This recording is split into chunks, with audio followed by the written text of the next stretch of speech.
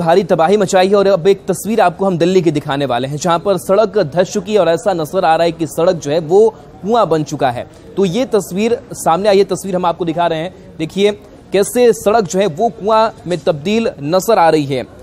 सड़क का एक बड़ा हिस्सा धंसने से हड़कंप मच गया है। हालांकि गनीमत यह रही कि सड़क धंसाव से किसी तरह की हताहत की कोई खबर नहीं है। पुलिस ने सड़क के धंसे हिस्से के आसपास बैरिकेडिंग कर दी है ताकि कोई खतरा नहीं हो। इससे पहले द्वारका से सटे भारत विहार में कल शाम सड़क धंसने से एक ऑटो फंस गई थी।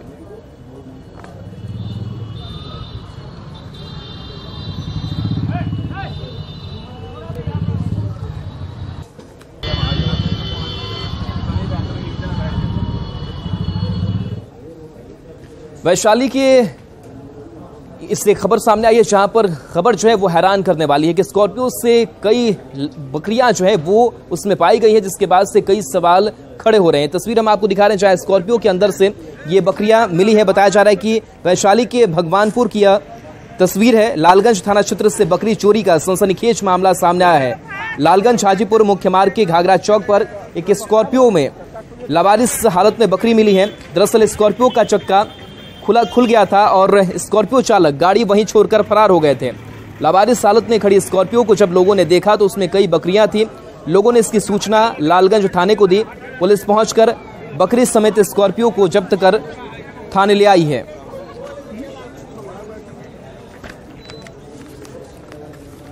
कैसे बकरी चोर है, बकरी चोर आ रहा था, चक्का खुल के भाग गया और बढ़िया छोड़ के सब भाग गया, पकड़ा गया। कितना कैसे बकरी हो गए? 15-20 को होगा। तो चक्का खुलने के कारण नहीं पकड़ा गया? बकरी है, बकरी और बकरी और कौन सी है? जगदम्बा जी के चढ़ाया हुआ खसी कराने वाला बकरी चुरा के ले जा रहा है। इसमें और भी कुछ सामान है? काटने वाला चोर है, ग्रामीणों द्वारा पता चला है। अच्छा, यहाँ गाड़ी में खराब होकर। इसमें क्या लोड था? क्या आशंका लगता है चोरी उरी करके ले जा रहा?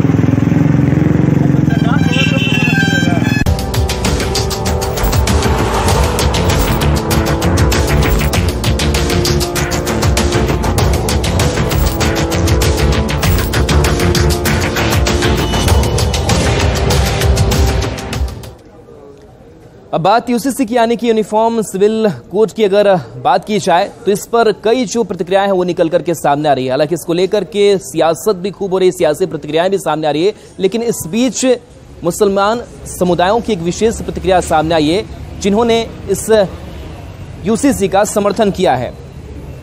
पूरे देश में यूनिफॉर्म सिविल कोड पर घमासान मचा हुआ है, लेकिन पूर्णिया की अगर बात की जाए तो कई ऐसे मुसलमान हैं जो यूसीसी को देश हित में मानते हैं।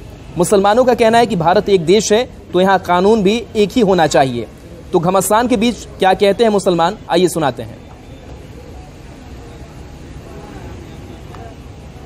यूसीसी को लेकर पूरे देश में काफी चर्चा है। विधि आयोग ने अभी लोगों से राय भी मांगी है कि उनकी इसको लेकर क्या राय है। हमारे साथ पूर्णिया के कुछ मुस्लिम बिरादरी के लोग हैं, आइए इनसे बात करते हैं कि यूसीसी कानून को लेकर इनकी क्या राय है। भारत देश में एक देश में दो कानून नहीं चलेगा।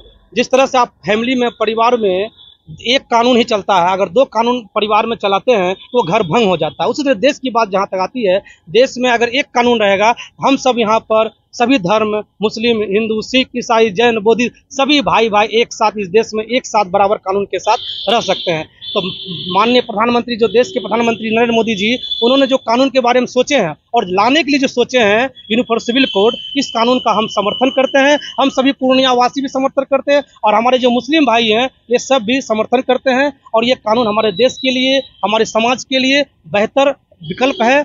खास करके मुस्लिम बिरादरी में इस कानून को लेकर काफी भ्रांतियां हैं, क्या कहेंगे? ये मुस्लिम बिरादरी में जो इस कानून को लेकर के जो फूट डाल रही है जो पार्टी है हमारे विपक्ष में, उनको ये पहले खुद सोचना चाहिए कि भाई हम गलत वहम फैला रहे हैं। ये कानून सब के लिए है, पूरे देश के लिए है, पूरे राष्ट्र के लिए। हम सबसे यही आग्रह करेंगे कि आपके बीच में जो फूट डाल रहा है कि मुस्लिम समुदाय के बीच में ऐसा नहीं, ऐसा किया जाएगा, विवाह पे, तलाक पे, आपके रहस्य में, नहीं, ये स्वागत योग्य कार्य है, इसको लागू होना चाहिए, तभी जो है सबका साथ सबका विकास हो सकेगा। कुछ लोगों का ये कहना है कि इसे सरिया कानून नहीं, सरिया कानून खत्म नहीं होगा। सब लोग एक कानून के तहत रहेंगे। सबका बंटवारा, शादी विवाह का जहां मसला होगा, सब एक रूल फॉलो करेंगे तो देश में एक अलग मैसेज जाएगा कि सब लोग एक हैं। ऐसे क्या है कि कुछ लोगों का अलग कानून है, कुछ लोगों का अलग कानून है, इससे लोगों के दिमाग में भ्रांति रहती है। आपका नाम? मोहम्मद मुन्ना। क्या कहेंगे इस कानून के बारे में? इस कानून के लिए हम लोग समर्थन कर रहे हैं। प्रधानमंत्री जी कानून ला रहे हैं देश में, हम लोग बहुत बहुत तहे दिल से शुक्रिया रहे हैं। तो ये पूर्णिया के मुस्लिम बिरादरी के लोग हैं और इन लोगों का साफ कहना है कि ये जो कानून लाई जा रही है वो देश हित में है। एक राष्ट्र एक कानून बनेगी, इससे सबका भला होगा। कुमार प्रवीण, न्यूज़ 18 पूर्णिया।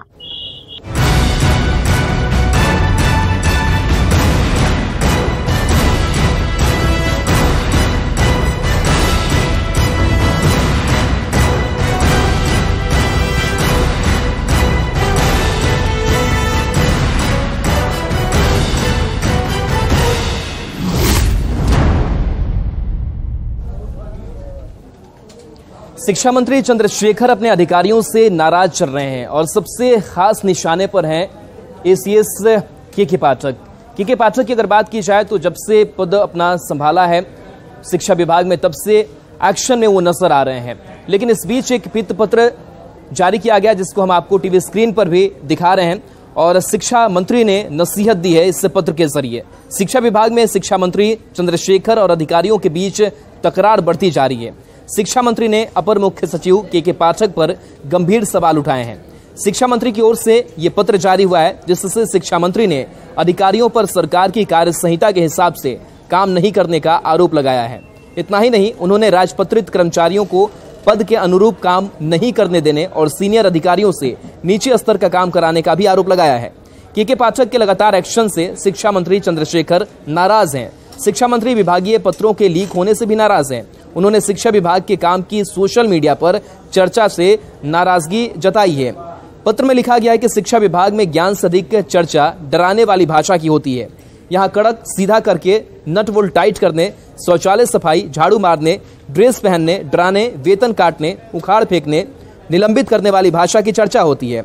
पत्र में लिखा गया है कि अधिकारी ड्यूटी से अधिक काम करते का चैम्बर से टीवी लाइव करते हैं, वो काम कम करते हैं। पत्र में शिक्षा मंत्री ने मीडिया में खबर देते समय एसओपी यानी स्टैंडर्ड ऑपरेटिंग प्रोसीजर का भी ख्याल रखने की सलाह दी है।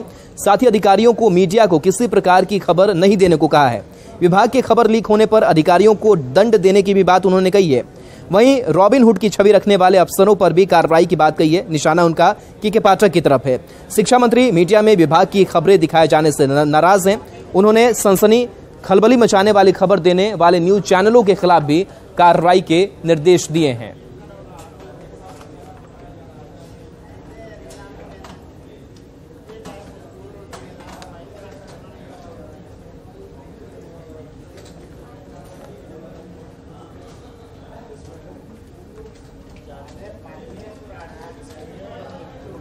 तो देखिए, शिक्षा मंत्री के द्वारा जारी किए गए इस पत्र के बाद से अब बीजेपी भी हमलावर है। बीजेपी भी तंज कस रही कि आखिर इस पत्र लिखने के पीछे का मकसद क्या है। बीजेपी ये कह रही कि जून तबादले का वक्त होता है, लेकिन ऐसे में तबादला नहीं किया गया और इसी से नाराजगी, चिढ़ जो है वो नजर शिक्षा मंत्री की आ रही है। मनीष पांडे ने क्या कुछ कहा है वो आपको सुनाएंगे। मंत्री जी अपने चाल में कामयाब नहीं हो पाए। जब कड़क आईएएस अधिकारी के पाठक के सामने उनकी नहीं चल पाई, तब उन्होंने जुलाई में व्हिप जारी कर दिया। नीतीश जी, शर्म आनी चाहिए। ऐसे शिक्षा मंत्री जो लगातार आपके स्वभाव को, आपके विचार को, आपके सुशासन को चुनौती दे रहे हैं, उनको पिछले 10 महीने से आप बर्दाश्त कर रहे हैं। ऐसी क्या सत्ता की मजबूरी हो गई नीतीश जी जो आप इतने गिर गए। तो पटना से बड़ी खबर है, जहां एक और मंत्री अब नाराज बताए जा रहे हैं। शिक्षा विभाग के अधिकारियों की कार्यशैली से वो नाराज बताए जा रहे हैं। अधिकारियों से एक और मंत्री की नाराजगी अब सामने आ चुकी है। बताया जा रहा है कि रत्नेश सदा नाराज चल रहे हैं। एससी एसटी कल्याण मंत्री हैं और रत्नेश सदा ने कार्यशैली पर नाराजगी जाहिर की है। तो शिक्षा विभाग के अधिकारियों से उन्होंने अपनी नाराजगी जाहिर की है।